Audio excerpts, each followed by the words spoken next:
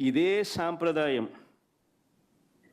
ఇది వైఎస్ఆర్ కాంగ్రెస్ పార్టీ అధ్యక్షుడి పైన అయినా సరే, మా పార్టీకి చెందిన గ్రామ స్థాయి నుంచి రాష్ట్ర స్థాయి వరకు ఉన్న నాయకులపైన అయినా సరే, చివరకు సోషల్ మీడియా కార్యకర్తల పైన అయినా కూడా ఇవే సేమ్ మోడస్ ఆపరండి.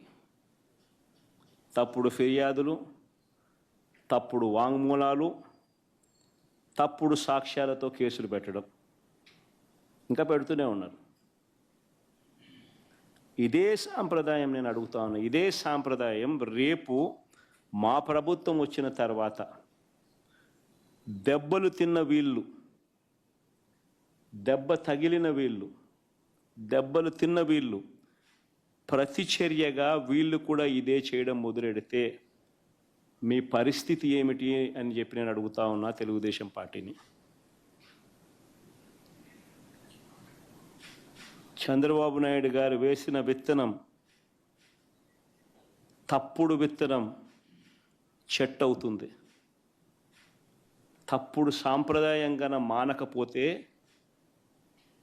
ఎవరి చేతుల్లోనూ ఉండదు వ్యవస్థ.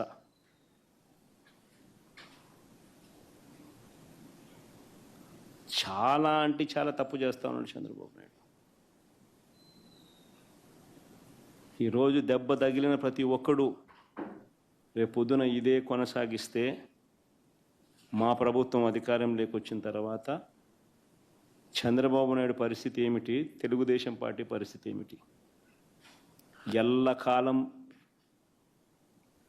ఇవే రోజులు ఉండవు. ఈరోజు పైన మీరున్నారు, మళ్ళీ 4 ఏళ్ళకు 3 ఏళ్ళకు కిందికి మీరు వస్తారు, మేము పైకి పోతాం.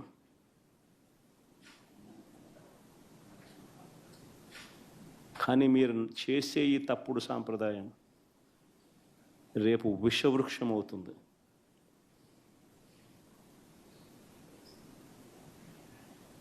నేను చెప్పినా కూడా మా వాళ్ళు రేపు పొద్దున వినే పరిస్థితి ఉండదు. దెబ్బ తగిలినోనికి ఆ బాధ తెలుస్తుంది.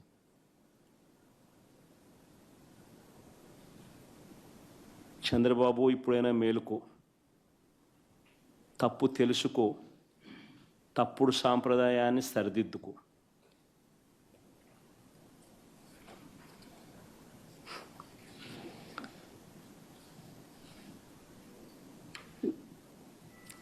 ఇవన్నీ కూడా చంద్రబాబు నాయుడు గారు ఎందుకు చేస్తూ ఉన్నారు అన్నది కూడా మనందరికీ కూడా తెలిసిన విషయాలే. సూపర్ 6, సూపర్ 7లు అని ఆయన అన్నాడు. వీటి అమలు గురించి ఎవరు అడగకూడదు. రాష్ట్ర వ్యాప్తంగా సుమారు 5 లక్షల మంది పెన్షన్లను పీకేశారు. 5 లక్షల మంది పెన్షన్లను పీకేశారు రాష్ట్ర వ్యాప్తంగా. దాని గురించి ఎవరు మాట్లాడకూడదు. గత ఏడాది ఎగరగొట్టి మళ్ళీ ఈ ఏడాది జూన్ 21వ తారీఖున రైతు భరోసా ఇస్తామన్నారు. ఇంతవరకు అతి గతి లేదు. ఇప్పుడు దాని గురించి ఎవరు కూడా మాట్లాడకూడదు, అడగకూడదు. ఎందుకు ఇవన్నీ చేస్తూ ఉన్నాడంటే ఇందుకే చంద్రబాబు. ప్రతి మహిళకు నెలకు 1500, సంవత్సరానికి 18,000 చొప్పున ఇస్తామన్నారు.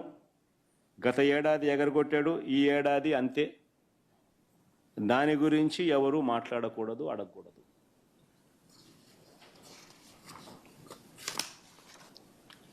ఏటా 3 సిలిండర్లు అన్నాడు. గత ఏడాది 2 సిలిండర్లను ఎగరగొట్టేశారు. ఇస్తానన్న ఒక్క సిలిండర్ కూడా అందరికీ అందలేదు. ఈ ఏడాది అసలే 3 సిలిండర్లలో అసలే లేదు. దీని గురించి కూడా ఎవరు అడగకూడదు, మాట్లాడకూడదు. బడికి వెళ్ళే ప్రతి విద్యార్థికి 15,000 ఇస్తానన్నాడు. గత ఏడాది ఎగరగొట్టేశాడు. 15,000 కాస్త 13 అయింది. ఈ ఏడాది కూడా 30 లక్షల మందికి ఎగరగొట్టేశాడు. దీన్ని కూడా ఏ విద్యార్థి కూడా ప్రశ్నించకూడదు, అడగకూడదు. నిరుద్యోగ యువతకు నెలకు 3,000 ఇస్తానన్నాడు. ఏడాదికి 36,000 చొప్పున నిరుద్యోగ భృతి అన్నాడు. గత ఏడాది పూర్తిగా ఎగ్గొట్టేశాడు. ఈ ఏడాది కూడా పూర్తిగా ఎగ్గొట్టేదానికి శ్రీకారం చుట్టాడు. ఎవడు దీని గురించి మాట్లాడకూడదు, అడగకూడదు. 50 ఏళ్ళు దాటితే పెన్షన్ అన్నాడు. 50 ఏళ్ళు దాటితే 48,000 మీ చేతుల్లో పెడతానన్నాడు. గత ఏడాది ఎగ్గొట్టాడు, ఈ ఏడాది ఎగ్గొట్టే కార్యక్రమం చేస్తూ ఉన్నాడు. ఎవరు అడగకూడదు, ఎవరు ప్రశ్నించకూడదు. రాష్ట్రంలో ప్రజలందరికీ కూడా ఎన్నికలప్పుడు ఏమన్నాడు? వైజాగ్ షికారుకైనా పోవచ్చు అన్నాడు. శ్రీకాకుళం వాళ్ళు తిరుపతికైనా రావచ్చు అన్నాడు.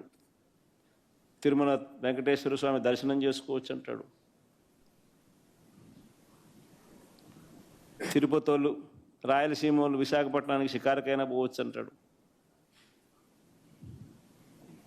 అక్కడ సింహాచలం గుడికైనా పోవచ్చు అని అంటారు. ఈరోజు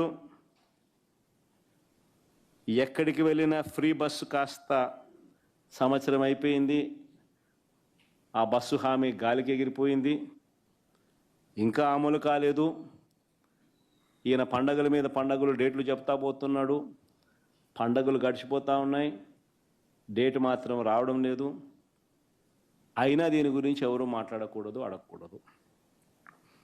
సూపర్ 6, సూపర్ 7 మాత్రమే కాదు, ఫీజు రీయింబర్స్మెంట్ రూపేణ ఇది అన్నిటికన్నా దారుణం. పిల్లల చదువులు ఈరోజు చంద్రబాబు నాయుడు గారి పుణ్యాన పిల్లలు చదువులు మానేసి పనులకు పోతా ఉన్న పరిస్థితి ఈరోజు రాష్ట్రంలో ఉంది. చంద్రబాబు నాయుడు గారి పుణ్యాన 6 త్రైమాసికాలకు సంబంధించి పెండింగ్. 2024 జనవరి, ఫిబ్రవరి, మార్చ్ త్రైమాసికంతో మొదలెడితే జనవరి, ఫిబ్రవరి, మార్చికి సంబంధించిన త్రైమాసికం నువ్వు మామూలుగా మేలో ఇవ్వాలి. అప్పుడు ఎన్నికలని పోస్ట్పోన్ అయితే ఆ రోజు నుంచి ఈ జూన్ 30వ తారీఖున లెక్కేసుకుంటే 6 త్రైమాసికాలు 4,200 కోట్లు బకాయిలు. 700 × 6 త్రైమాసికాలు. వసతి దీవెన కింద ప్రతి ఏప్రిల్ 1,100 కోట్లు ఇవ్వాలి. 2 ఏప్రిల్ గడిచిపోయాయి, 2,200 కోట్లు బకాయిలు. వసతి దీవెన కింద ఆ 2,200 కోట్లు కూడా ఈ 4,200 కోట్లకు కలిపితే 6,400 కోట్లు బకాయిలు. ఈ 6,400 కోట్లకు గాను ఇచ్చింది కేవలం 750 కోట్లు.